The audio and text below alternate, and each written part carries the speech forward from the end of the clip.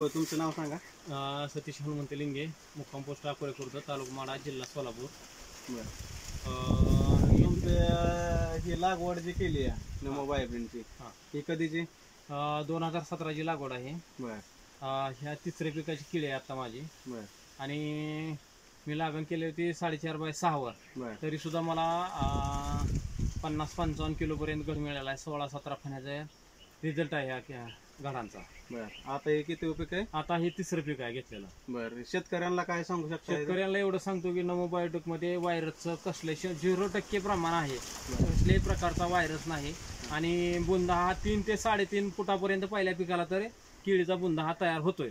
त्याच्यामुळं एक सांगायचं म्हणलं तरी केळी ही नमो जैनपेक्षा चांगल्यामध्ये म्हणजे म्हणल्यापेक्षा सगळ्यात चांगली तर नमो बायोटेक लावावी लोकांनी.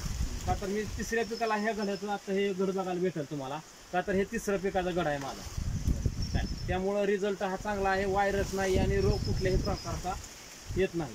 आता नवीन लागवड जर करायची असते तर तुम्ही कुठली निवड करता? आम्ही नमो बायोटेक शिवाय लावणार नाही दुसरी कुठली.